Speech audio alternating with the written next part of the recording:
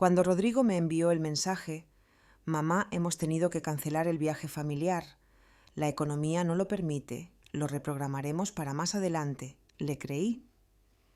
Trabajé todo el verano haciendo turnos extras, mientras ellos, según me decían, también trabajaban duro para recuperarse económicamente. 3 semanas después abrí Instagram y vi la verdad. Mi nuera Verónica había publicado fotos de un crucero por el Mediterráneo. Toda mi familia estaba allí. Rodrigo con una camisa de lino blanco impecable sonriendo bajo el sol. Verónica con un vestido coral carísimo. Mis nietos Adrián y Valeria luciendo sombreros de paja de diseño que cuestan una fortuna en esos barcos. Incluso los padres de Verónica Ignacio y Amparo Salazar aparecían en la foto brindando con champán. Todos menos yo. El pie de foto decía «Vacaciones familiares inolvidables». Inolvidables. Esa palabra se sintió como un cuchillo oxidado retorciéndose en mi pecho. Me quedé callada. No lloré, no grité, no les llamé, simplemente mantuve mi silencio y continué con mi vida como si nada hubiera pasado. Pero en ese instante algo dentro de mí se rompió para siempre. 3 semanas después del descubrimiento, mi teléfono vibró a las 7 de la mañana. Era Rodrigo. «Mamá, necesito urgentemente 6.000 euros. Problema con la tarjeta de crédito. Te los devuelvo el mes que viene». Leí el mensaje 5 veces. Cada palabra era una bofetada. 6.000 euros. Urgente como siempre, tal como había sido durante los últimos 8 años. Mis dedos temblaban cuando escribí la respuesta. «Pídele a la familia de tu mujer». 4 palabras que lo cambiaron todo. 4 palabras que me costaron décadas de sumisión, pero que me dieron algo que nunca imaginé. Libertad.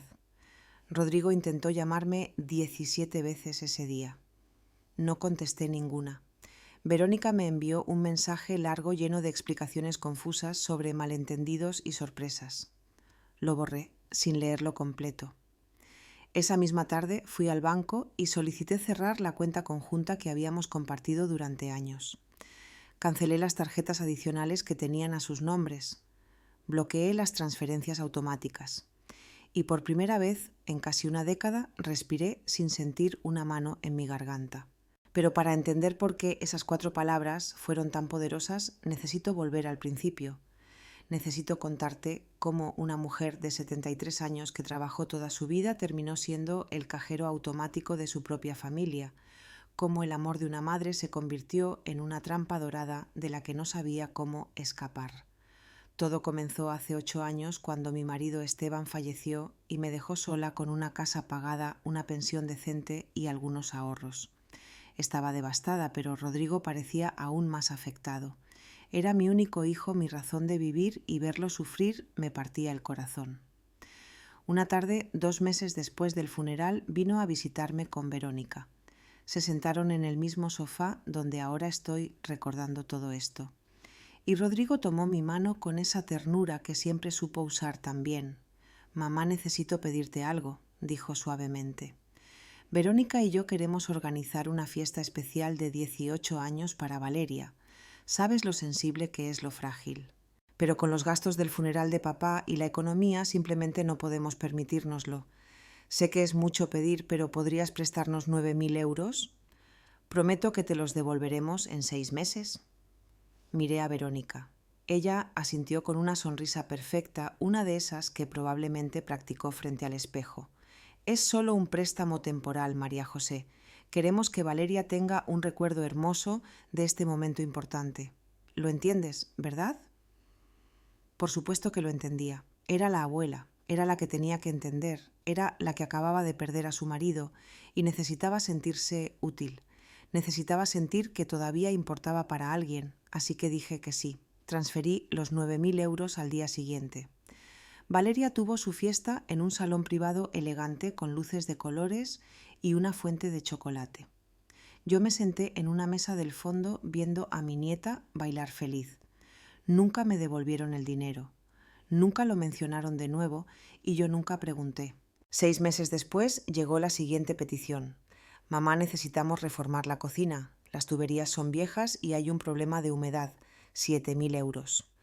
Luego fue el coche de Verónica porque el suyo se había estropeado. 18.000 euros incluyendo la entrada y parte del préstamo bancario. Después fue la universidad privada para Adrián, porque la opción pública no estaba a la altura. 48.000 euros. 16.000 euros al año durante 3 años. Cada vez había una razón. Cada vez era urgente. Cada vez era temporal. Y cada vez yo abría mi cuenta y transfería el dinero sin demasiadas preguntas, porque eso es lo que hacen las madres, ¿verdad? Sacrificarse. Dar sin esperar nada a cambio, ser el apoyo invisible que sostiene todo desde las sombras. Pero lo que no entendí entonces, lo que me llevó años y 85.000 euros darme cuenta, es que hay una enorme diferencia entre ayudar y ser usada, entre amor y manipulación, entre familia y conveniencia. Los primeros años después de la muerte de Esteban fueron confusos. Estaba perdida en un océano de soledad, aferrándome a cualquier tabla flotante que me mantuviera a flote. Y Rodrigo lo sabía. Conocía cada una de mis debilidades, cada rincón vulnerable de mi corazón de madre viuda. Venía a visitarme los domingos con Verónica y los niños siempre con ese abrazo largo que me hacía sentir que todavía tenía una familia que todavía importaba. «Mamá, te ves cansada», decía mientras Verónica preparaba café en mi cocina como si fuera la dueña del lugar. «Deberías descansar más. Estamos aquí para lo que necesites». Y yo me sentía afortunada. Qué tonta, qué ciega, qué desesperadamente sola debí estar para no ver que esas visitas siempre terminaban con una petición envuelta como un regalo. Rodrigo tenía un talento especial para hacer que sus necesidades sonaran como emergencias familiares. Nunca decía «yo quiero», siempre decía «necesitamos». Nunca era para él, siempre era para los niños, para el futuro, para mantener la estabilidad del hogar. Mamá, Adrián necesita un tutor de matemáticas si queremos que entre en una buena universidad. Mamá, Valeria necesita ortodoncia urgentemente. El dentista dice que si no lo hacemos ahora será peor después. Mamá, necesitamos cambiar el tejado. Hay goteras y podría ser peligroso. Cada argumento era sólido, cada razón parecía legítima, y yo que había trabajado durante 53 años como auxiliar de enfermería y en limpieza hospitalaria, que había ahorrado cada céntimo con la disciplina de alguien que conoce lo que es la escasez, abría mi cartera una y otra vez. Verónica era más sutil, pero igual de efectiva. Nunca pedía directamente. En cambio, dejaba caer comentarios envenenados disfrazados de preocupación. «Ay, María José, es una pena que no puedas venir al cumpleaños de Adrián en el club, pero entiendo que esos lugares son un poco demasiado formales para ti. Qué lástima que Valeria no pueda ir en el viaje de estudios a Europa con sus amigas. Pero bueno, no todos los niños tienen las mismas oportunidades». Y yo, sintiéndome culpable por tener dinero, mientras mis nietos supuestamente carecían de algo, terminaba ofreciendo ayuda que nunca fue directamente solicitada, pero que claramente se esperaba. 2.800 euros para el viaje, 1.800 para la membresía del club, 1.000 euros para el vestido verde de graduación de Valeria. Pequeñas hemorragias financieras que sumadas formaban un río de dinero fluyendo en una sola dirección. Hubo señales que ignoré, pequeñas alarmas que apagué, porque reconocerlas habría significado admitir algo demasiado doloroso. Como aquella vez que pasé en coche por su casa y vi un SUV nuevo en la entrada, un modelo del año en curso, con llantas cromadas que reflejaban el sol. Cuando le pregunté a Rodrigo, dijo que era prestado de un amigo. 2 meses después vi a Verónica conduciéndolo. O cuando Valeria publicó fotos de un fin de semana en un resort de playa y mentalmente calculé que ese viaje debió costar al menos 4.000 euros, justo un mes después de que Rodrigo me dijera que estaban luchando con el flujo de efectivo. Pero me quedé callada, me tragué mis dudas. Me convencí de que estaba malinterpretando las cosas, de que solo era una vieja desconfiada y de que si cuestionaba demasiado perdería la única conexión familiar que me quedaba. La verdad es que tenía miedo de estar completamente sola, miedo de que si dejaba de dar, dejarían de venir, miedo de convertirme en una anciana olvidada, en una casa vacía esperando llamadas que nunca llegarían. Así que seguí siendo la madre generosa, la abuela involucrada, la que siempre tenía un sobre de efectivo cuando se necesitaba. Me conformé con las migajas de atención que me lanzaban una llamada telefónica de 10 minutos cada semana, una visita mensual que duraba menos de una hora, fotos de mis nietos que veía en redes sociales porque nunca me las enviaban directamente. Y sonreía y decía que todo estaba bien, que era suficiente, que entendía que estaban ocupados. Pero por dentro algo se marchitaba.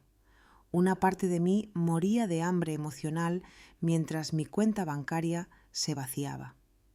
El punto de quiebre comenzó a formarse 6 meses antes del crucero, aunque no lo supe en ese momento.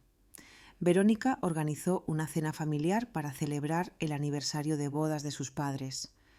Me enteré por casualidad cuando Valeria mencionó algo en una videollamada rápida. Abuela, no puedo hablar mucho. Nos estamos preparando para la fiesta de los abuelos Salazar. Sentí un dolor agudo en el estómago. Los abuelos Salazar, como si yo no existiera, como si yo no fuera una abuela también. Llamé a Rodrigo esa noche. Hijo, Valeria mencionó una cena. ¿De qué se trata? Hubo un silencio incómodo al otro lado. Ah, sí, mamá. Es solo algo pequeño e íntimo. Ya sabes cómo es la familia de Verónica. Muy unidos. No quiero que te sientas mal, pero pensamos que sería mejor así. Colgué sintiendo un vacío en el pecho. No me sentía mal. Me sentía invisible, pero de nuevo me quedé callada. De nuevo me tragué la humillación, de nuevo fingí que entendía. 2 semanas después de esa llamada, Rodrigo apareció en mi puerta con aspecto preocupado. Necesito hablarte de algo serio, mamá. Entramos en la sala y se sentó en el borde del sofá con las manos entrelazadas, como preparándose para dar malas noticias. La empresa está pasando por despidos. Hay una posibilidad de que me dejen ir. Verónica está muy estresada. Los niños necesitan estabilidad. Necesitamos un colchón financiero para los próximos meses, algo que nos permita respirar. Hizo una pausa larga. ¿Podrías prestarnos 20.000 euros? 20.000. La cifra me golpeó como un puñetazo en el estómago. Era más de lo que me había pedido nunca de una sola vez. Rodrigo, eso es mucho dinero, dije con voz temblorosa. Lo sé, mamá. Créeme, si tuviera otra opción no te lo pediría. Pero eres la única persona en la que podemos confiar. Eres nuestra red de seguridad. Por favor. Sus ojos tenían esa mirada de niño asustado que siempre me derretía. Y una vez más cedí.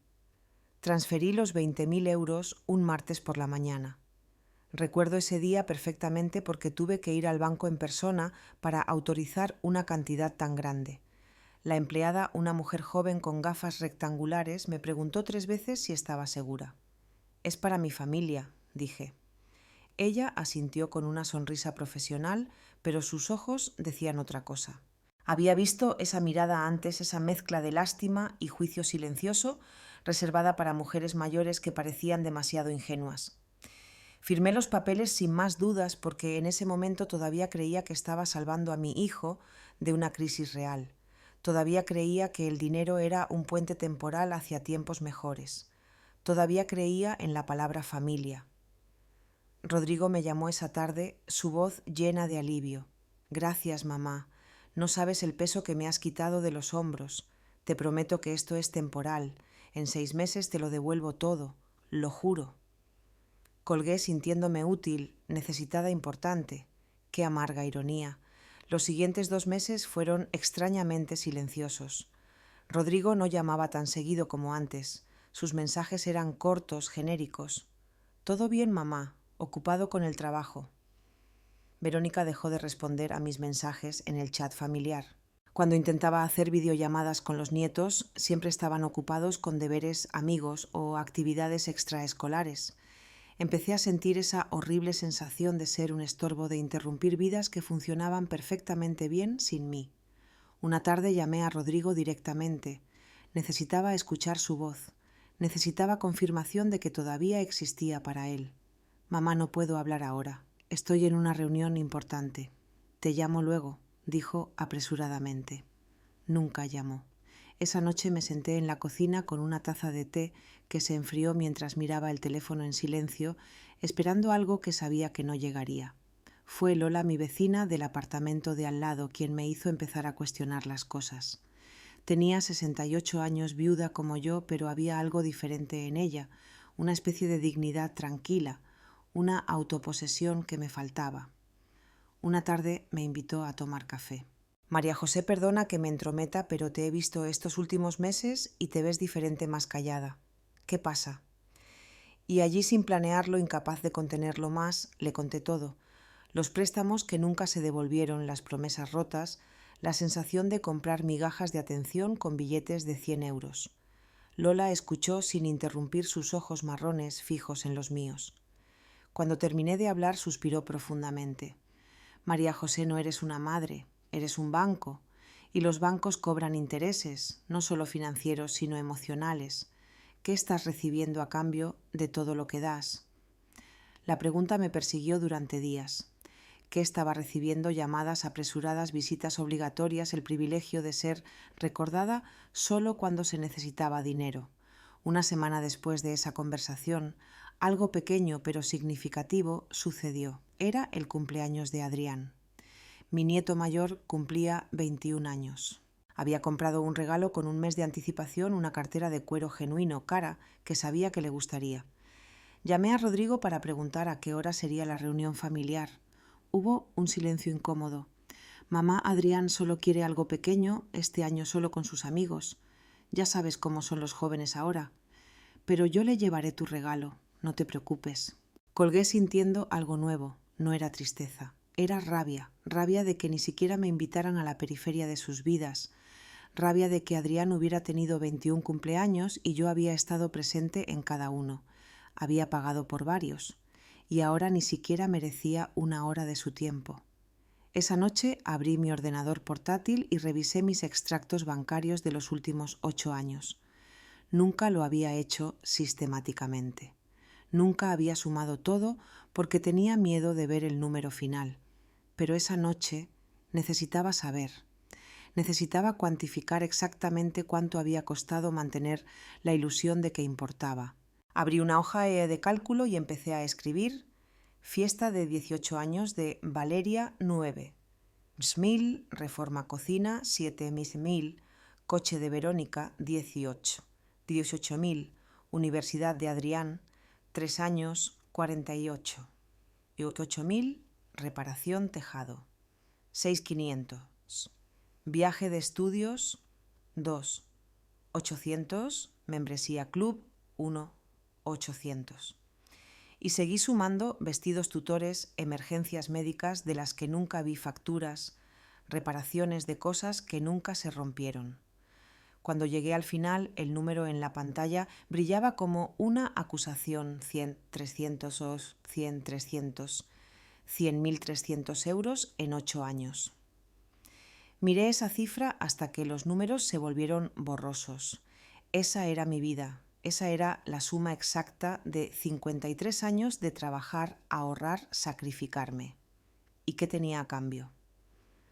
Una casa vacía, un teléfono que no sonaba, nietos que me trataban como una obligación incómoda, un hijo que me veía como una solución a sus problemas financieros, no como una persona. Cerré el portátil y algo dentro de mí se endureció. Fue como si una puerta de acero se cerrara de golpe en mi pecho. No lloré, no grité, solo sentí una extraña frialdad, una claridad helada que nunca había experimentado. Por primera vez en 8 años empecé a preguntarme si el amor de una madre tenía que ser sinónimo de autodestrucción, si dar sin límites era una virtud o simplemente cobardía disfrazada de sacrificio. Una semana después llegó el mensaje sobre el viaje familiar. Rodrigo me llamó un sábado por la tarde. Su voz era casual, relajada. Mamá, tengo que decirte algo. Habíamos planeado un crucero familiar para este verano, pero vamos a tener que cancelarlo. La economía simplemente no permite esos lujos. Lo pospondremos para el año que viene, cuando las cosas mejoren. Sentí algo extraño en el estómago, como una alarma silenciosa. ¿Qué crucero, hijo? Nunca me lo mencionaste. Ah, bueno, Era una idea que Verónica y yo teníamos. Queríamos sorprenderte, pero es mejor ser realistas, ¿verdad? No tiene sentido endeudarse ahora. Simplemente tendremos unas vacaciones tranquilas en casa. Asentí, aunque no podía verme. Está bien, hijo, lo entiendo. Colgamos y me quedé mirando el teléfono con una sensación extraña. Algo en su tono no estaba bien. Algo en la historia sonaba ensayado. Pero decidí creerle. Decidí darle una última oportunidad, el beneficio de la duda, esa fe ciega que las madres reservan para sus hijos, incluso cuando toda la evidencia grita que están equivocadas. Las vacaciones de verano llegaron y yo me quedé en casa. Limpié armarios que no necesitaban limpieza. Reorganicé fotos antiguas. Cociné comidas elaboradas para una persona y guardé las sobras en el refrigerador hasta que se echaron a perder. Una tarde, Lola me invitó a ir con ella a un club de lectura para mujeres mayores en el centro cultural. No, gracias, dije. No estoy de humor. Ella me miró con esa franqueza brutal que solo los buenos amigos se permiten.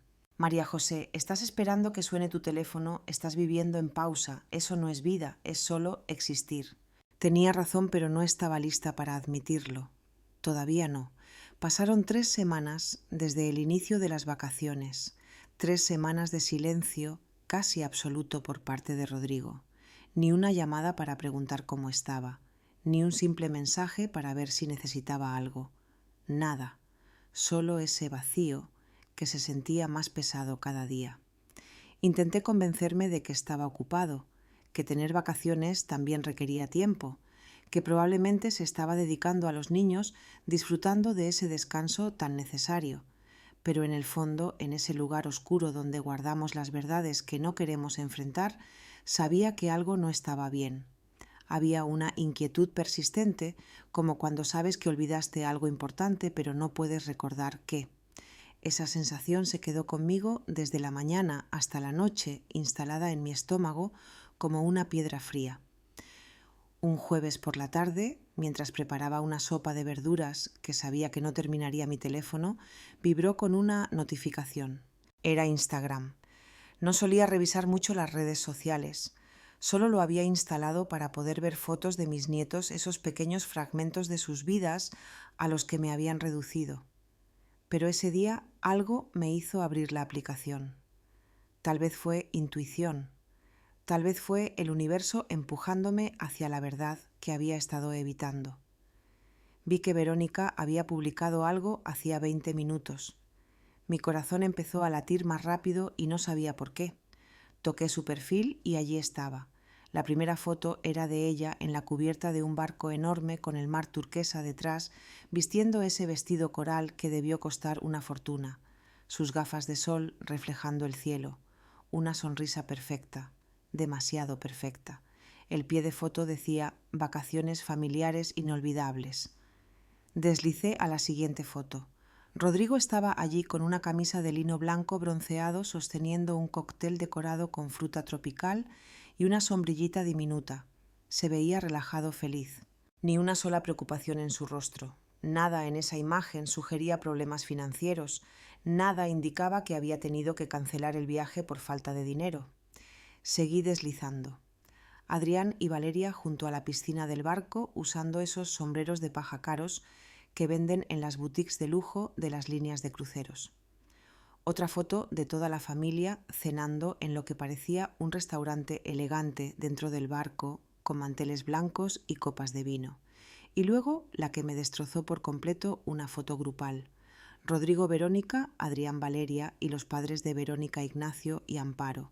Todos sonriendo, todos brindando, todos juntos. Una familia completa disfrutando de unas vacaciones inolvidables. Todos menos yo. Sentí que el aire salía de mis pulmones. Mis manos comenzaron a temblar tanto que casi dejo caer el teléfono. Miré las fotos de nuevo una por una como si estuviera buscando una explicación lógica, algún detalle que demostrara que estaba malinterpretando todo. Pero no había nada que interpretar. La verdad era brutal y simple. Me habían mentido. Rodrigo me había mirado a los ojos. Bueno, me había hablado por teléfono con esa voz seria y preocupada y me había mentido deliberadamente. No habían cancelado el viaje. Me habían cancelado a mí, habían decidido que yo no merecía estar allí, que la abuela que había financiado sus vidas durante 8 años no era lo suficientemente importante como para ser incluida en las vacaciones familiares inolvidables. Pero la madre de Verónica sí.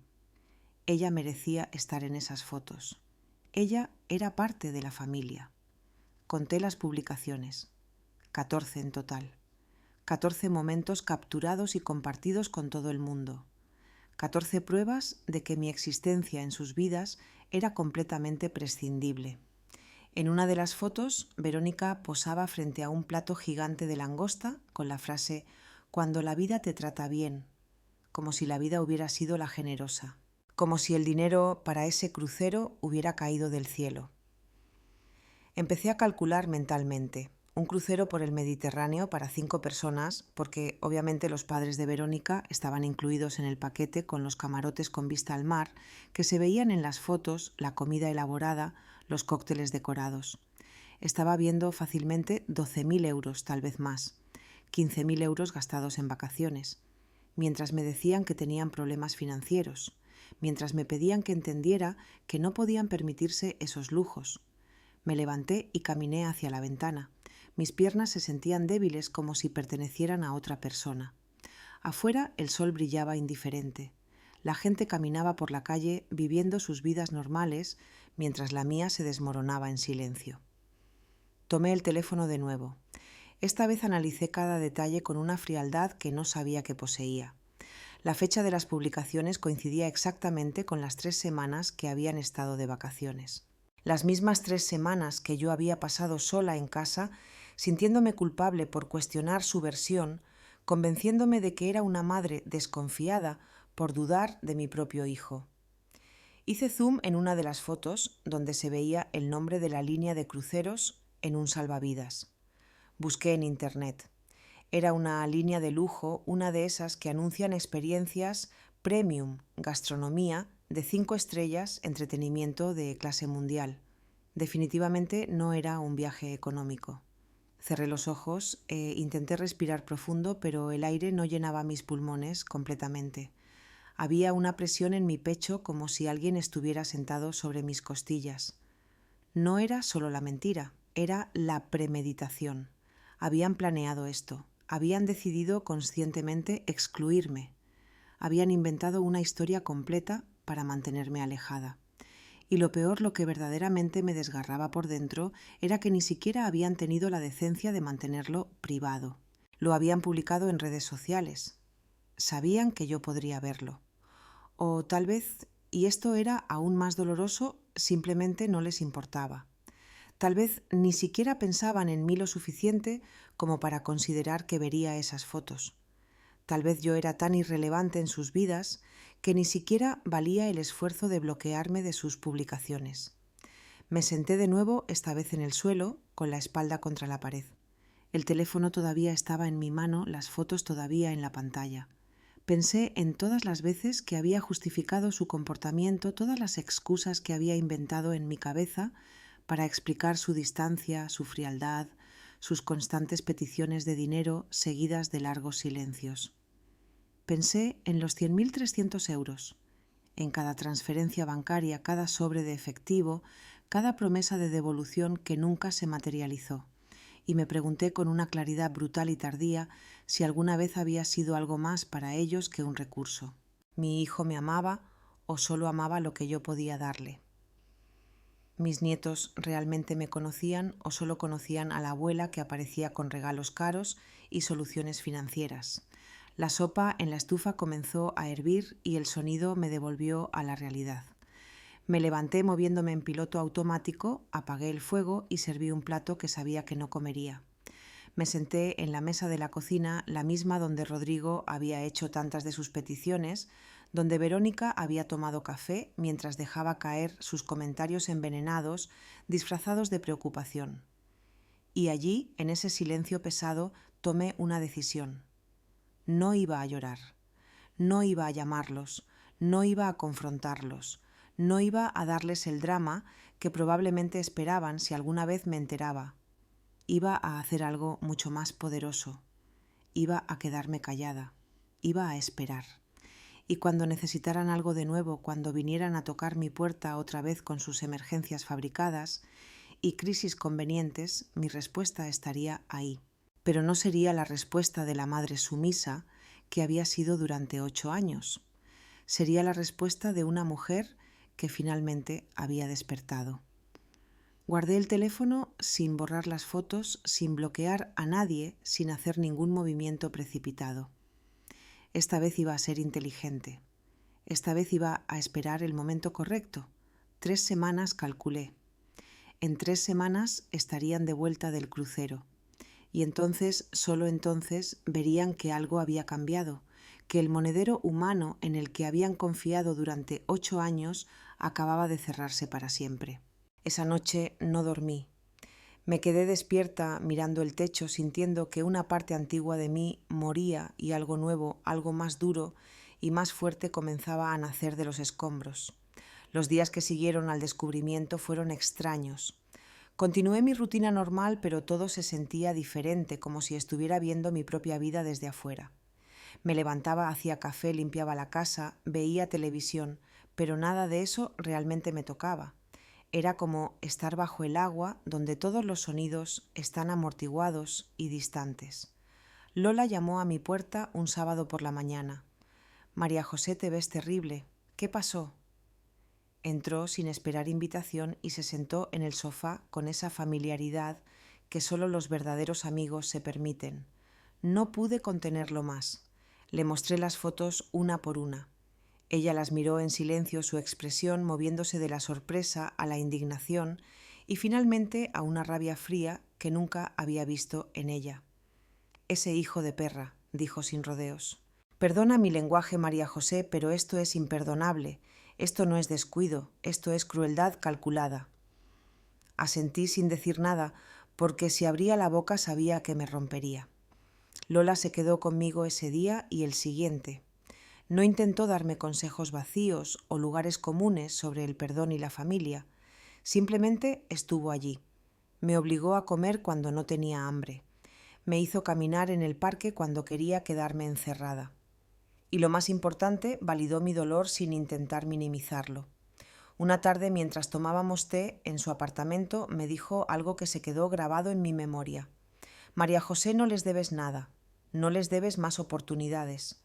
No les debes más comprensión, no les debes más sacrificios. Has dado suficiente, has dado demasiado. Ahora es momento de darte a ti misma lo que ellos nunca te dieron, respeto». Esas palabras fueron como un permiso que no sabía que necesitaba. Permiso para estar enojada, permiso para cortar lazos, permiso para elegirme a mí misma por primera vez en 8 años. Pasaron exactamente 21 días desde que vi las fotos.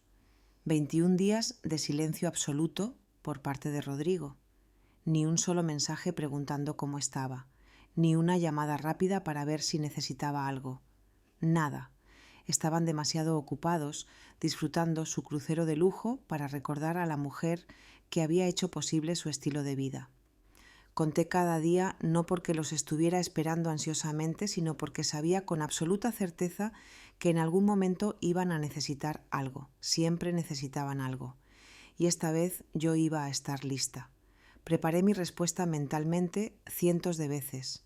La practiqué frente al espejo. La escribí en un cuaderno. 4 palabras que cambiarían todo. 4 palabras que me devolverían mi dignidad. Pídele a la familia de tu mujer.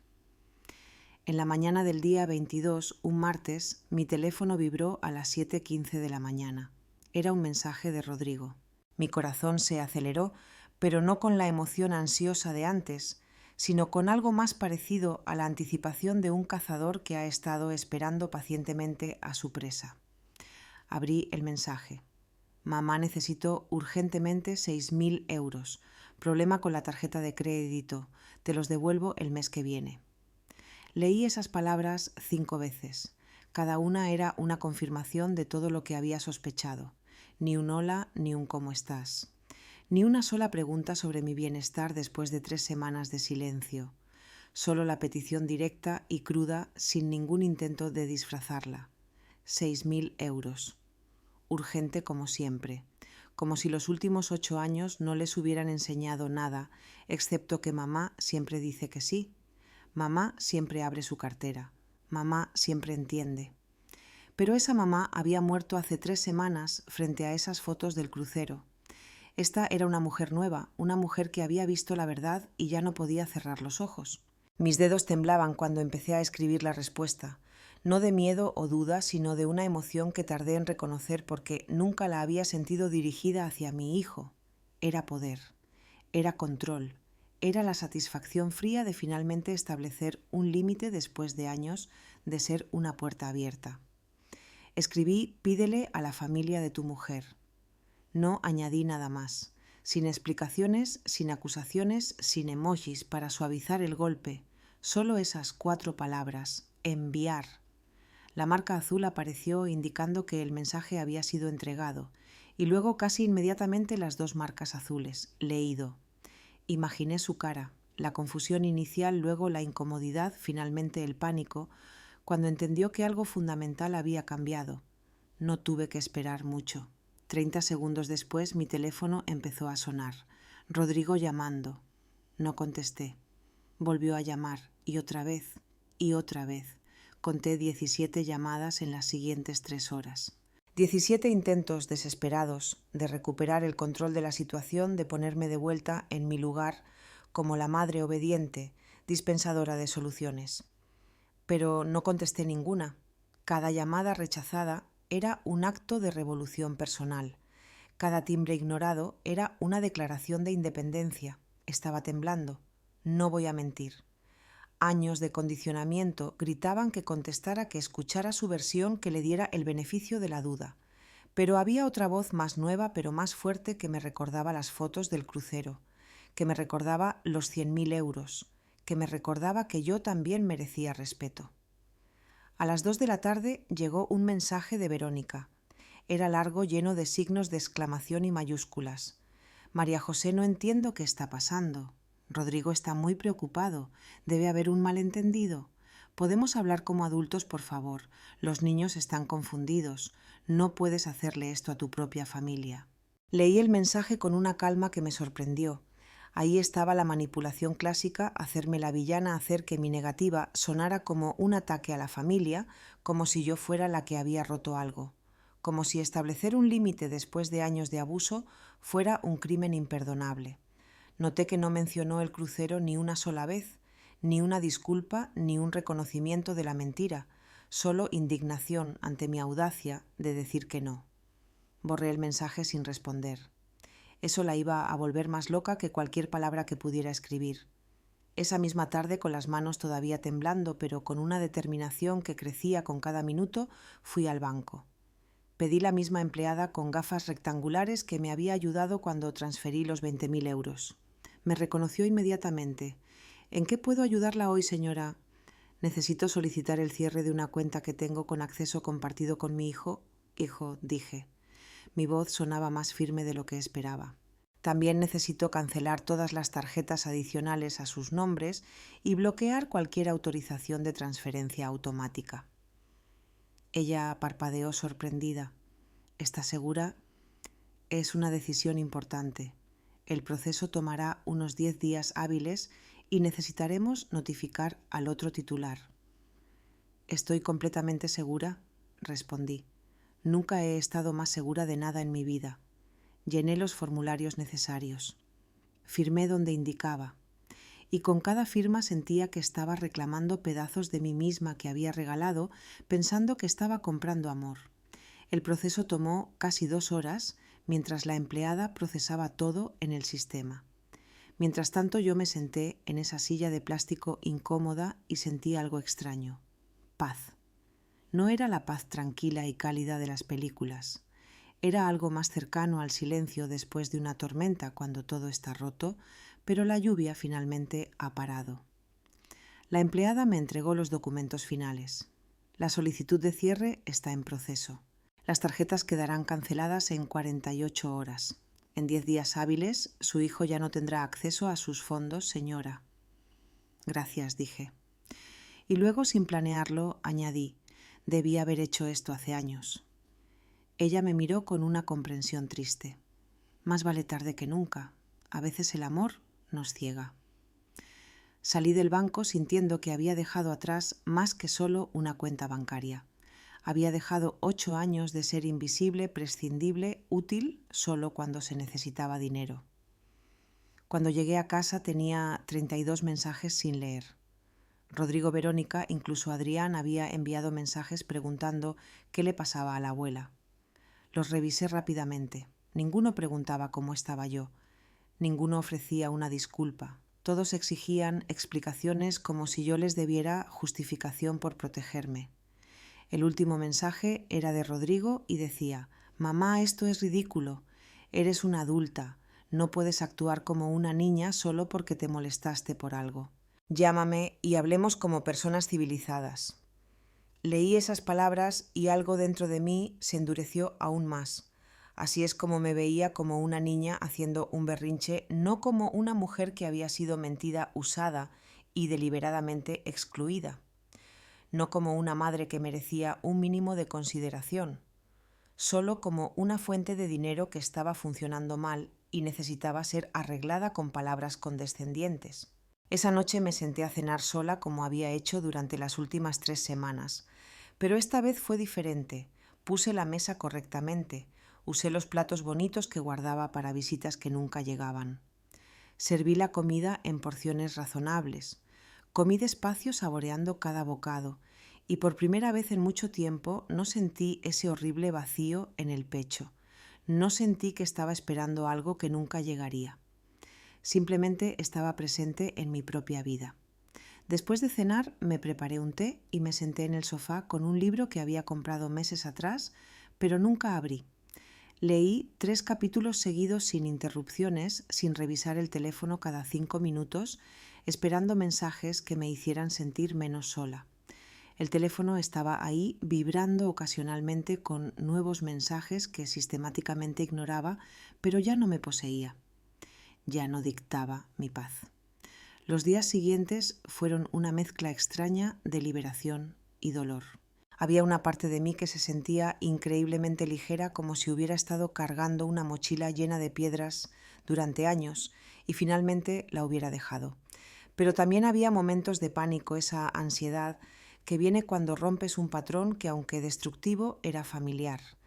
Me despertaba en medio de la noche con el corazón acelerado, preguntándome si había hecho lo correcto, si estaba siendo demasiado dura, si una buena madre actuaría así. Pero luego recordaba las fotos del crucero, recordaba la mentira, recordaba los 100.000 euros. Y la duda se disolvía reemplazada por algo más sólido: convicción. Lola venía cada tarde. A veces hablábamos, a veces simplemente nos sentábamos en silencio tomando café. Su presencia era un recordatorio de que no estaba loca, de que mi reacción era completamente válida. Una semana después de cerrar la cuenta bancaria, Rodrigo apareció en mi puerta. No llamó primero. No preguntó si era un buen momento. Simplemente apareció un sábado por la mañana, tocando el timbre insistentemente hasta que abrí. Cuando lo vi allí parado, todavía bronceado del sol del del Mediterráneo, usando una camisa que no reconocía y que probablemente había comprado en alguna tienda cara del crucero, sentí algo que nunca pensé que sentiría hacia mi hijo. Frialdad. «Mamá, tenemos que hablar», dijo con ese tono de autoridad que usaba cuando quería controlar la situación. No lo invité a entrar. Nos quedamos allí mismo en la puerta, él en el pasillo, yo bloqueando la entrada. «Habla», dije simplemente. Él parpadeó claramente, sorprendido por mi falta de hospitalidad. «Esto es ridículo. No puedes simplemente cerrar la cuenta así. No puedes ignorar mis llamadas. Soy tu hijo». «Exactamente», respondí con una calma que no sabía que poseía. «Eres mi hijo y yo soy tu madre. No tu banco, no tu solución financiera, no la persona a la que le mientes y excluyes cuando es conveniente». Rodrigo se pasó una mano por el pelo, un gesto nervioso que había tenido desde niño. «Mamá, si esto es por el viaje, puedo explicarlo. Íbamos a decírtelo, pero Verónica pensó que sería mejor sorprenderte después». «¿Sorprenderme?», repetí lentamente. «Sorprenderme publicando fotos en redes sociales donde yo podía verlas. Sorprenderme mintiendo que habían cancelado el viaje por problemas de dinero. Sorprenderme llevando a los padres de Verónica, pero no a mí. ¿Qué clase de sorpresa es esa, Rodrigo? Él se movió incómodo. Fue un malentendido. Las cosas se salieron de control. Ya sabes cómo es Verónica con su planificación. No, lo detuve. No culpes a Verónica. Tú me llamaste, tú me mentiste, tú me pediste 6.000 euros 3 semanas después de gastar quién sabe cuánto en ese crucero. Su expresión cambió. La máscara del hijo preocupado se agrietó y por un momento vi algo feo debajo, irritación, impaciencia, como si yo fuera un obstáculo molesto que necesitaba ser removido para que él pudiera volver a la normalidad. Mamá, estás exagerando. Estoy pidiendo prestado, no una limosna. Siempre te he devuelto el dinero. Esa fue la gota que derramó el vaso. Esa mentira descarada y obvia tan insultante para mi inteligencia. Nunca, dije elevando la voz por primera vez, nunca me has devuelto ni un solo céntimo. En 8 años, Rodrigo. 100.000 euros. Hice las cuentas. Lo tengo todo documentado. Cada transferencia, cada préstamo temporal que nunca se devolvió. Así que no te atrevas a pararte ahí y mentirme en la cara otra vez. Su rostro se puso rojo. Parecía genuinamente sorprendido de que hubiera llevado un registro, como si nunca hubiera considerado que yo podía ser tan organizada, tan consciente. Eso es diferente, tartamudeó. Eso era para la familia, para los niños, para emergencias. ¿Qué emergencia era el crucero?, pregunté. No respondió. Solo me miró con esa mezcla de frustración e incredulidad, como si me hubiera convertido en una extraña. Y tal vez lo había hecho. Tal vez la madre que él conocía a esa mujer, que decía sí a todo, que se tragaba cada historia, que priorizaba sus necesidades sobre su propia dignidad, había muerto en algún momento durante las últimas semanas. Mamá, no sé qué te ha estado pasando últimamente, pero esto tiene que arreglarse. Necesito acceso a la cuenta. Necesito que las cosas vuelvan a la normalidad. No, dije simplemente. Esa palabra tan corta, tan poderosa, quedó suspendida en el aire entre nosotros como una sentencia final. No habrá más transferencias, no habrá más préstamos, no habrá más cuenta conjunta. Se acabó, Rodrigo. Él dio un paso hacia mí y por un segundo pensé que iba a gritarme, pero en cambio su voz salió baja, amenazante. Estás cometiendo un error. Vas a terminar sola, vieja y sola. Y cuando necesites algo, cuando seas tú la que necesite ayuda, no estaré ahí. Ya estoy sola, respondí sin emoción. He estado sola durante 3 años desde que decidiste que solo era valiosa cuando podía darte algo. Y sabes que prefiero estar verdaderamente sola que estar rodeada de gente que solo me ve como una cartera ambulante. Rodrigo negó con la cabeza, su expresión endureciéndose. Eres egoísta. Después de todo lo que hemos hecho por ti, Verónica te incluye en las reuniones familiares. Los niños te llaman. Yo vengo a visitarte. Y así es como nos lo pagas. Cada palabra era una revelación. Así que mi presencia en sus vidas era un favor que me estaban haciendo. Las migajas de atención que recibía eran un pago por mi generosidad financiera. No amor, no familia, solo una transacción. Vete, dije. Mi voz sonaba cansada. Sal de mi casa, Rodrigo.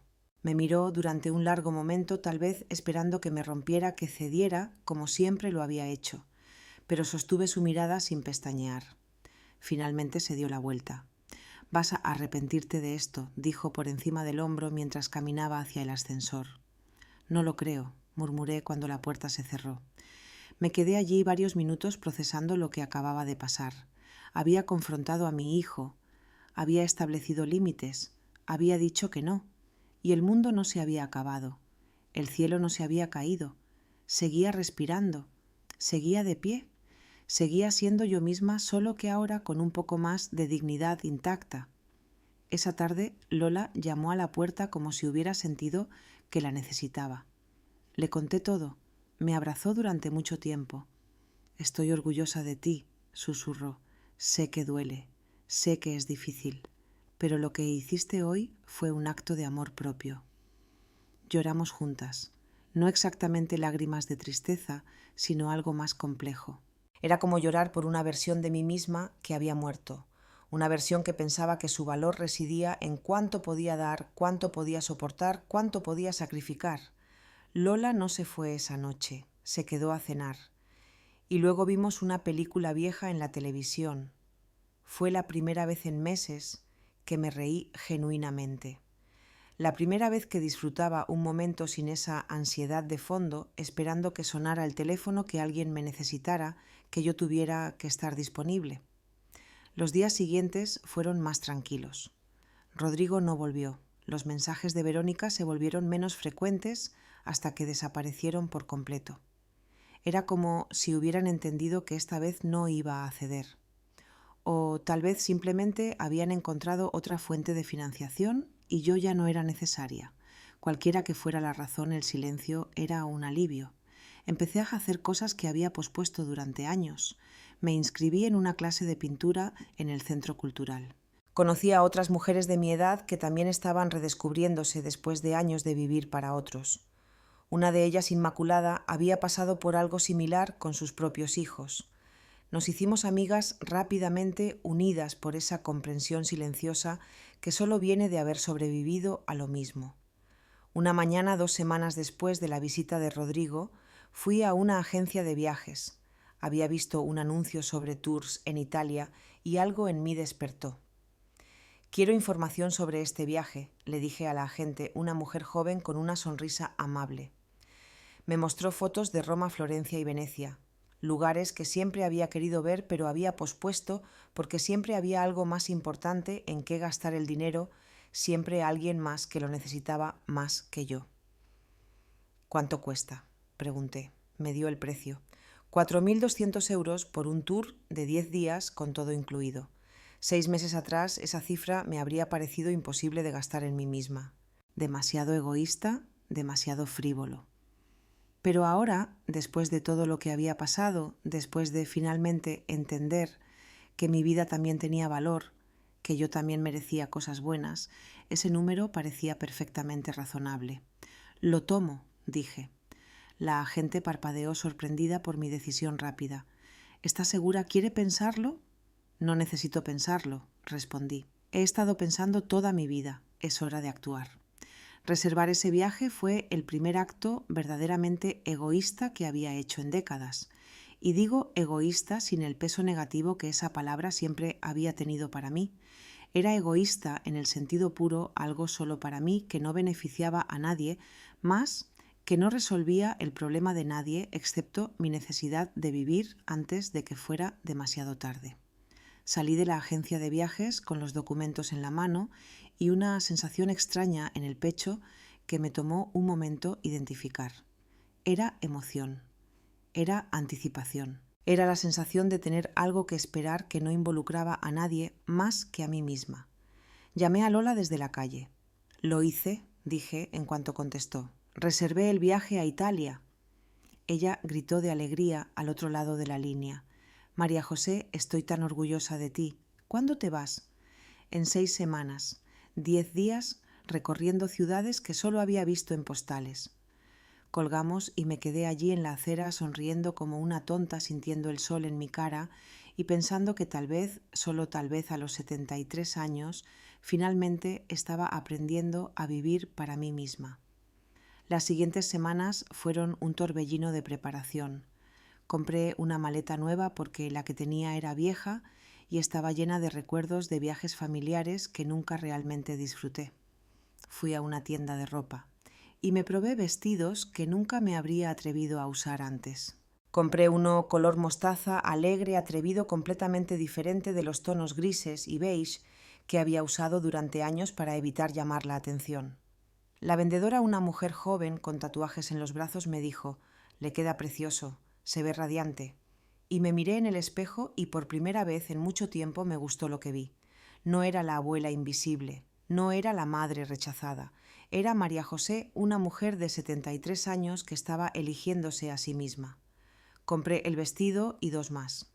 También compré zapatos cómodos para caminar, una cámara pequeña para fotos y un cuaderno para escribir mis impresiones del viaje. Lola e Inmaculada me ayudaron a planear. Revisamos mapas, investigamos restaurantes, hicimos listas de lugares que no podía perderme. Era divertido, era ligero, era todo lo que mis reuniones familiares nunca fueron. No había tensión oculta, no había peticiones disfrazadas de conversación, solo 3 mujeres mayores emocionadas por planear una aventura. Una tarde, mientras tomábamos té en mi sala inmaculada, me preguntó: ¿has sabido algo de tu hijo? Negué con la cabeza. Nada. Silencio absoluto. Ella asintió comprensivamente. Es mejor así. El silencio a veces es la respuesta más clara. ¿Te preocupa que aparezcan mientras estás de viaje?, preguntó Lola. La pregunta me tomó por sorpresa.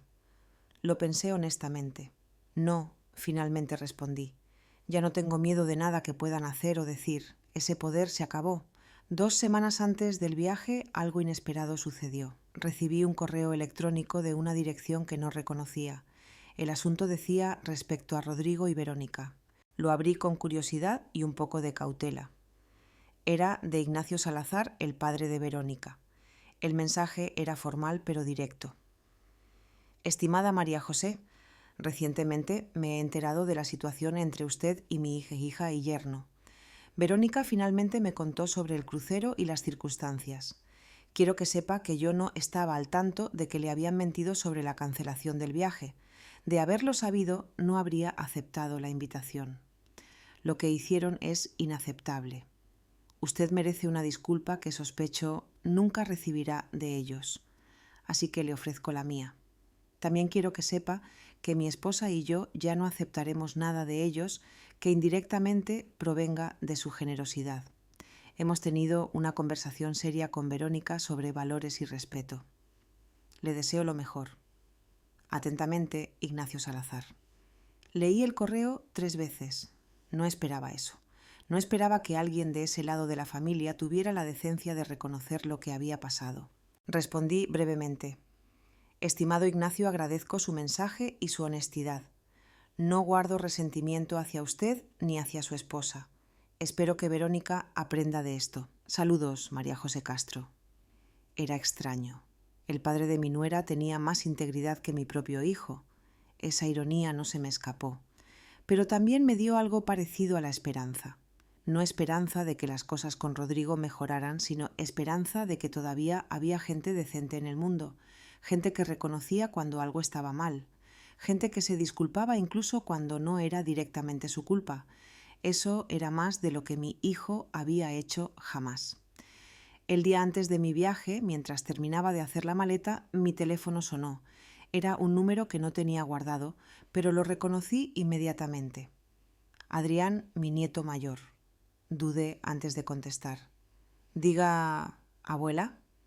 Su voz sonaba extraña, nerviosa. ¿Puedo hablar contigo? Por supuesto, respondí preparándome mentalmente para alguna petición manipuladora, pero lo que dijo me sorprendió. Abuela, quiero disculparme. Sé que mamá y papá te mintieron sobre el crucero. Escuché las discusiones. Sé que te han estado pidiendo dinero durante años y yo nunca dije nada. Fui cómplice con mi silencio. Lo siento mucho. Me senté en el borde de la cama procesando sus palabras. Adrián tenía 21 años. Era un adulto y estaba asumiendo responsabilidad por su parte en todo esto. Eso era más maduro que cualquier cosa que su padre hubiera hecho. Gracias por llamar, Adrián, dije suavemente. Eso significa mucho para mí. Hubo un largo silencio al otro lado. Abuela, hay algo más que necesitas saber. Mamá y papá están en serios problemas financieros. Siempre han vivido por encima de sus posibilidades. Creo que contaban con tu dinero como parte de su presupuesto. Ahora que cerraste la cuenta, están en pánico. Tuvieron que vender el coche de mamá. Están atrasados en pagos de varias cosas y en lugar de aceptar que ellos crearon este problema, te están culpando a ti. Mi corazón se endureció. Así que era verdad. No eran emergencias, no eran crisis temporales, era un estilo de vida que no podían sostener sin mi dinero. Adrián, aprecio que me lo digas, pero necesitas entender algo. Yo no soy responsable de los problemas financieros de tus padres. Ellos son adultos, tomaron sus decisiones, ahora tienen que vivir con las consecuencias. Lo sé, dijo rápidamente. No estoy llamando para pedirte que los ayudes. Estoy llamando porque quiero que sepas que yo no pienso como ellos, que entiendo que lo que te hicieron estuvo mal y que si alguna vez quieres tener una relación conmigo independiente de ellos, me gustaría eso. Esas palabras me tocaron profundamente. Era lo más cercano a una victoria que podía esperar de esta situación. No recuperar a mi hijo, pero tal vez eventualmente tener una conexión real con mi nieto, una basada en respeto mutuo, no en transacciones financieras. Me gustaría eso también, Adrián, respondí con voz quebrada. Gracias por llamar. Cuídate. Tú también, abuela, y disfruta tu viaje. Valeria me contó. Te lo mereces. Colgamos y me quedé allí con el teléfono en la mano llorando suavemente. Pero esta vez no eran lágrimas de dolor. Era algo más cercano al alivio, la validación de saber que no estaba loca, que mi reacción había sido justificada. A la mañana siguiente, Lola e Inmaculada me acompañaron al aeropuerto. Tenía mi maleta nueva, mi vestido mostaza, cuidadosamente empacado, mi cámara, mi cuaderno y por primera vez en 8 años, algo más importante, esperanza. Esperanza de que la vida todavía tenía cosas buenas reservadas para mí, de que no era demasiado tarde para ser feliz, de que 73 no era el final, sino tal vez un nuevo comienzo. Nos abrazamos en la entrada del aeropuerto. Lola me apretó fuerte. «Vas a ser increíble», susurró. «Volverás renovada. No dejes que nada ni nadie te quite esto». «Lo prometo», dije. Y lo decía en serio. Caminé por la seguridad del aeropuerto, sintiéndome más ligera de lo que había estado en años. Cada paso lejos de mi vieja vida era un paso hacia algo nuevo, algo mío, algo que nadie podía quitarme, porque no lo había comprado con su aprobación ni con su presencia. Lo había comprado con mi propio dinero ganado, por mi propio trabajo, para mi propia felicidad. El vuelo fue largo, pero no me importó. Miré por la ventana a las nubes pensando en todo lo que había pasado para llegar allí, los 100.000 euros perdidos, las mentiras descubiertas, las confrontaciones difíciles, los límites establecidos y finalmente esta libertad. Cuando el avión aterrizó en Roma, bajé con los otros pasajeros y por primera vez en mucho tiempo no estaba pensando en nadie más. No estaba preocupándome por si Rodrigo necesitaba algo. No estaba sintiéndome culpable por gastar dinero en mí misma. No estaba justificando mis decisiones ante nadie. Simplemente estaba allí presente, viva, lista para 10 días de descubrimiento, no solo de Italia, sino de mí misma. ¿Quién era María José cuando nadie más estaba mirando, cuando nadie más estaba pidiendo, cuando nadie más importaba, excepto yo? Italia fue una revelación, no solo por la arquitectura impresionante o la comida deliciosa o las calles llenas de historia. Fue una revelación porque descubrí que podía ser feliz sola, que no necesitaba la validación de mi familia para sentir que mi vida tenía propósito, que a los 73 todavía podía sorprenderme. El primer día en Florencia caminé hasta que me dolieron los pies. Visité la Galería Uffizi y me quedé frente a un cuadro durante 20 minutos simplemente sintiendo. Nadie me apuró. Nadie preguntó cuándo íbamos a comer. Nadie se quejó de estar aburrido. Solo yo y el arte y el silencio cómodo de estar en paz conmigo misma. Comí en una pequeña trattoria donde el camarero, un hombre mayor con bigote gris, me trató como si fuera la cliente más importante del mundo. Me recomendó un vino, me contó historias sobre el barrio, y yo me reí genuinamente por primera vez en meses. En Venecia me senté junto al agua y observé los canales. El agua era de un color que nunca había visto en persona. Había familias jugando, parejas jóvenes tomadas de la mano y gente mayor como yo caminando por el borde. Todos parecían estar exactamente donde debían estar. Saqué mi cuaderno y empecé a escribir. No un diario estructurado, solo pensamientos sueltos. He vivido 73 años y solo ahora entiendo que mi felicidad no debería depender de hacer felices a otros. Dar hasta vaciarme no era amor, era autodestrucción. La familia real no es la que comparte tu sangre, es la que respeta tu corazón. Las palabras fluyeron sin esfuerzo, como si hubiera estado almacenándolas durante años y finalmente hubieran encontrado una salida. Una mujer se sentó cerca de mí. Era italiana, con el pelo completamente blanco y arrugas profundas alrededor de los ojos. Me preguntó en italiano de dónde era. Respondí en mi inglés imperfecto: España. A española sonrió. ¿Viajando sola? Sí, respondí. Y por primera vez esa frase no sonaba triste ni solitaria. Sonaba como una elección como poder. Ella asintió con comprensión. Yo también. Mis hijos quieren que me quede en casa, que espere por ellos, que esté disponible cuando me necesiten. Pero decidí que mis últimos años serán míos. Nos miramos y en ese momento compartimos algo que no necesitaba palabras. Esa comprensión silenciosa entre mujeres que han vivido vidas enteras priorizando a otros y finalmente han decidido priorizarse a sí mismas. Hablamos durante 1 hora. Ella me contó sobre su vida, sus decepciones, sus pequeños actos de rebelión. Yo le conté mi historia. Ella escuchó sin interrumpir y cuando terminé colocó su mano arrugada sobre la mía. «Hiciste lo correcto», dijo simplemente. «El perdón es importante, pero el respeto propio es sagrado». Nos despedimos con un abrazo y nunca la volví a ver, pero sus palabras se quedaron conmigo. En Roma visité el Duomo y subí hasta arriba. Los escalones eran empinados y mi respiración se volvió trabajosa, pero no me rendí. Cuando llegué a la cima, la vista de la ciudad me quitó el aliento. Todo se veía pequeño desde allí arriba. Mis problemas, mis dolores, mi hijo ingrato. Todo era diminuto comparado con la vastedad del mundo. Saqué mi cámara y tomé fotos. No para mostrarle a nadie, sino para recordar este momento, para tener evidencia física de que María José estuvo aquí, de que existió más allá de ser madre, abuela, cartera ambulante. Una pareja joven me pidió que les tomara una foto. Lo hice con gusto. Luego insistieron en tomarme una a mí. Dudé. No estaba acostumbrada a ser el centro de atención. Pero acepté.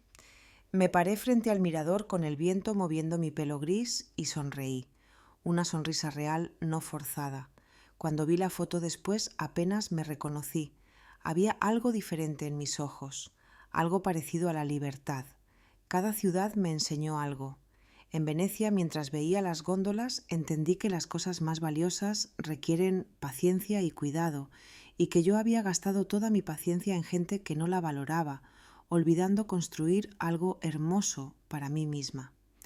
En Roma, mientras comía pasta auténtica, entendí que nutrir mi cuerpo y mi alma no era egoísmo, era supervivencia. Había pasado años alimentando a otros mientras yo me moría de hambre emocionalmente. En cada lugar dejé algo atrás. No cosas físicas, sino pedazos de la vieja María José. La que tenía miedo, la que se sentía culpable, la que pensaba que su valor residía en su utilidad. Esa mujer se quedó atrás en cada ciudad italiana hasta que solo quedó la nueva María José, la que conocía su valor, la que no pedía permiso para ser feliz. Durante todo el viaje mantuve mi teléfono en modo avión la mayor parte del tiempo. Solo lo encendía una vez al día para enviar un mensaje rápido a Lola diciéndole que estaba bien. No revisaba mensajes de Rodrigo, no buscaba actualizaciones en redes sociales, no me permitía ser reabsorbida en ese mundo que me había consumido durante tanto tiempo. Y fue liberador. Fue como desintoxicarme de una adicción que no sabía que tenía. La adicción a ser necesitada. La adicción a sentir que importaba, incluso si solo era por mi dinero. Estaba aprendiendo a importarme a mí misma. Y eso era suficiente. El último día del tour, el grupo tuvo una cena de despedida en Roma. Éramos 15 de diferentes países y edades. Durante la cena, la guía nos pidió que compartiéramos qué había significado el viaje para cada uno. Cuando llegó mi turno, dudé. No era buena hablando frente a grupos, pero algo me empujó a ser honesta. Este viaje empecé con voz temblorosa. No fue solo sobre ver Italia, fue sobre verme a mí misma después de años de estar perdida en las necesidades de otros. Vine aquí después de cortar lazos financieros con mi hijo, que me estaba usando como un banco. Vine aquí después de decidir que mis últimos años son míos, no de gente que solo me valora por lo que puedo dar. Y descubrí que puedo ser feliz sola, que la soledad elegida es mejor que la compañía que te hace sentir invisible. Así que este viaje salvó mi vida.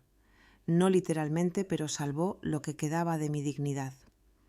Cuando terminé había lágrimas en mis ojos y también en los ojos de varias personas del grupo. Una mujer de Canadá se levantó y me abrazó.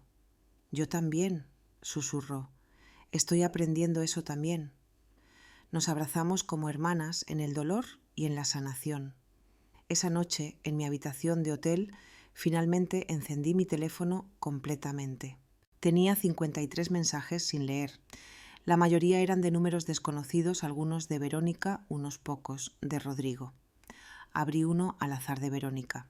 Decía: «María José Rodrigo, y yo estamos teniendo serios problemas financieros. Tuvimos que vender el coche. Los niños están sufriendo por tu egoísmo. Espero que estés feliz». Leí el mensaje sin sentir nada. Ni culpa ni rabia, solo indiferencia.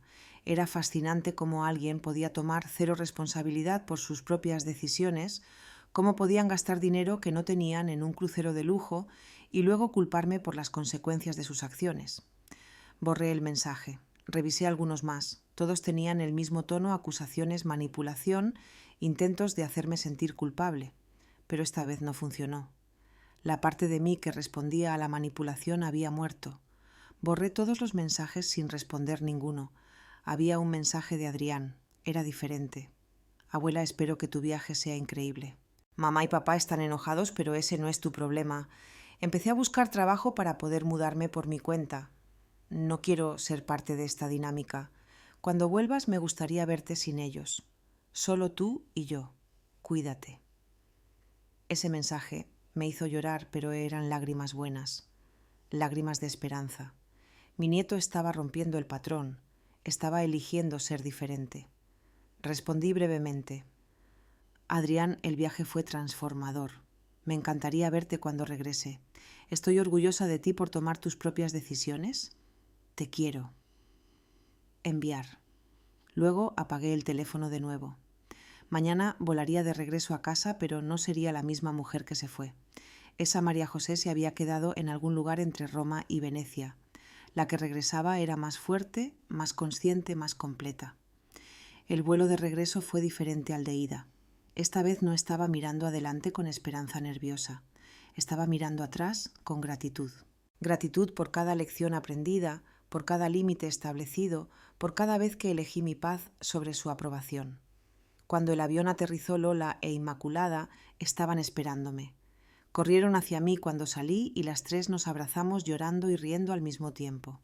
«Te ves diferente», dijo Lola apartándose para mirarme de cerca. «Hay algo en tus ojos». «Soy diferente», confirmé. «Estoy completa». De camino a casa les conté sobre el viaje, las ciudades, la mujer en el borde del agua, la cena de despedida. Y ellas escucharon con la atención que solo las verdaderas amigas dan.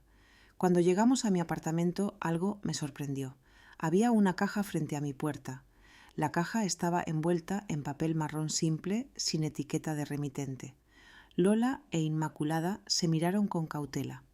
«¿Quieres que nos quedemos mientras la abres?», preguntó Inmaculada. Asentí. No sabía qué esperar, pero su presencia me daba seguridad. Entramos al apartamento y puse la maleta a un lado. La caja no era pesada. La coloqué en la mesa de la cocina y la abrí lentamente. Dentro había varias cosas. Primero, una carta en un sobre blanco. Debajo, todas las tarjetas que le había dado a Rodrigo a lo largo de los años, tarjetas de cumpleaños del Día del Padre de Navidad. También había fotos viejas de cuando era niño, su graduación, su boda. Y en el fondo, un cheque. Lo saqué con manos temblorosas. Era por 5.000 euros firmado por Rodrigo. En la línea de memo decía «primer pago». Miré el cheque durante mucho tiempo sin saber cómo sentirme. Lola rompió el silencio. «Lee la carta», dijo suavemente. Abrí el sobre. La letra era de Rodrigo, esa escritura inclinada que había conocido desde que aprendió a escribir. «Mamá, no sé cómo empezar esta carta. He escrito y reescrito estas palabras durante semanas. Nada suena suficiente, nada puede reparar lo que hice, pero necesito intentarlo. Tienes razón en todo. Te usé, te mentí. Te traté como un banco en lugar de como mi madre. Y lo peor es que lo sabía todo el tiempo. Sabía que lo que estábamos haciendo estaba mal, pero era más fácil seguir tomando tu dinero que enfrentar nuestros propios problemas financieros. Verónica y yo estábamos viviendo muy por encima de nuestras posibilidades. Queríamos aparentar un estatus que no teníamos, y tú fuiste la que pagó por nuestra vanidad. El crucero fue la gota que derramó el vaso, pero honestamente debería haber sido cualquiera de las otras 100 veces que te fallé antes de eso. Cuando cerraste la cuenta bancaria me enojé. Le dije a Verónica que estaba siendo irracional y vengativa. Pero cuando todo empezó a derrumbarse, cuando tuvimos que vender el coche, cuando nos atrasamos en pagos, cuando enfrentamos las consecuencias reales de nuestras decisiones, sin tu red de seguridad, algo cambió. Empecé a ver lo que había hecho. Empecé a entender la magnitud de mi traición. Hablé con Adrián. Me dijo cosas muy duras, pero muy ciertas. Me dijo que te perdí no cuando cerraste la cuenta, sino años antes, cuando decidí que eras más útil como cartera que como madre. Y tenía razón. Este cheque es solo el comienzo. Sé que 5.000 euros no son nada comparado con los 100.000 que te debo, pero es todo lo que pude reunir vendiendo algunas cosas y trabajando horas extras. Planeo pagarte 1.000 euros cada mes hasta devolvértelo todo. No porque espere tu perdón. No lo merezco. Lo hago porque es lo correcto. Las lágrimas corrían por mis mejillas mientras continuaba leyendo. No te estoy pidiendo que me llames. No te estoy pidiendo que volvamos a cómo eran las cosas porque eso sería imposible. Y francamente mereces mejor que cómo eran las cosas antes. Solo te pido que sepas que finalmente entendí. Entendí que tuve una madre extraordinaria y la traté como basura. Entendí que el amor que me diste durante toda mi vida no tenía precio y yo lo pagué con indiferencia y uso. Verónica y yo estamos en terapia de pareja. Yo también voy a terapia individual. Estamos enfrentando nuestros problemas de frente por primera vez en nuestro matrimonio. Es doloroso y difícil, pero necesario. Los nietos también están aprendiendo sobre responsabilidad financiera y tratar a la familia con respeto real, no respeto transaccional. Te amo, mamá. Siento mucho haberte lastimado. Rodrigo. Doblé la carta lentamente y la coloqué sobre la mesa. Lola e Inmaculada me miraban expectantes. ¿Qué vas a hacer?, preguntó Lola. No lo sé, respondí honestamente. Parte de mí quiere romper el cheque y decirle que es demasiado tarde, pero otra parte, una muy pequeña pero persistente, quiere creer que la gente puede cambiar. Inmaculada tomó mi mano. No tienes que decidir nada ahora. Deja que el tiempo te muestre si es genuino o solo otra manipulación. Tenía razón. Había aprendido durante estos meses que no todas las decisiones necesitaban tomarse inmediatamente, que estaba bien sentarse con la incomodidad de no saber. Puse la carta y el cheque en un cajón. Decidiría después. Por ahora solo quería disfrutar estar en casa después de un viaje que cambió mi vida. Mis amigas se quedaron esa noche. Cocinamos juntas, reímos, compartí fotos del viaje y por primera vez en años mi casa se sintió llena de la manera correcta. Los días siguientes fueron de ajuste. Volví a mi rutina, pero era diferente. Ya no pasaba horas mirando el teléfono esperando mensajes que me hicieran sentir necesitada. En cambio, llenaba mi tiempo con cosas que genuinamente disfrutaba: la clase de pintura, caminatas con Lola, café con Inmaculada y videollamadas con Adrián, quien mantuvo su palabra y comenzó a visitarme independientemente de sus padres. Estas visitas eran diferentes. Él no venía con la mano extendida, venía con historias sobre su nuevo trabajo, con preguntas genuinas sobre mi vida, con interés real en conocer a la abuela más allá del papel que había jugado en su familia disfuncional. Una tarde trajo flores. Solo porque sí, dijo, porque quiero que sepas que te valoro. Lloré porque finalmente alguien de mi familia me estaba dando algo sin esperar nada a cambio. Eso era familia real. 6 meses después del viaje a Italia, algo cambió. El cheque de Rodrigo Todavía estaba en el cajón sin cobrar, pero cada semana llegaba un sobre con 1.000 euros en efectivo en mi buzón, sin notas, sin explicaciones. Solo el dinero cumpliendo su promesa. Nos encontrábamos ocasionalmente para tomar café, siempre breve, siempre con límites claros. Verónica y yo manteníamos una relación cordial pero distante. Adrián y Valeria me visitaban regularmente y sin la presión de sus padres habíamos construido algo real. Lola e Inmaculada se convirtieron en mi familia elegida. Viajamos juntas, reímos juntas, envejecimos juntas sin pedirle permiso a nadie. Volví a Italia el año pasado llevando a Lola conmigo. Visitamos los mismos lugares, pero fue diferente porque yo era diferente. Más fuerte, más completa, más mía. Hoy, 3 años después de ver esas fotos del crucero, estoy en paz. Rodrigo todavía está pagando la deuda. Vamos por unos 32.000 euros de los 100.000. Nuestra relación es cordial, pero ya no es lo que era. Y eso está bien porque aprendí la lección más importante de mi vida a los 73 años. La familia real no cobra entrada. El amor real no vacía tu cuenta bancaria ni tu alma. Y nunca, nunca es demasiado tarde para elegirte a ti misma. No perdí 100.000 euros. Compré mi libertad, compré mi dignidad, compré mi paz, compré la oportunidad de vivir mis últimos años sin cargar el peso de las expectativas de otros. Y si esta historia te hizo sentir algo, si te identificaste con alguna parte, si te hizo pensar en tus propios límites o tus propias relaciones, entonces mi dolor sirvió para algo más grande que yo. Sirvió para recordarte que tú también mereces respeto, que tú también puedes decir que no, que tú también puedes elegirte sin culpa. Porque al final la única persona con la que vivirás toda tu vida eres tú misma. Y esa persona merece todo tu amor, toda tu protección y toda tu lealtad antes de dárselo a nadie más. Incluso antes de dárselo a la familia.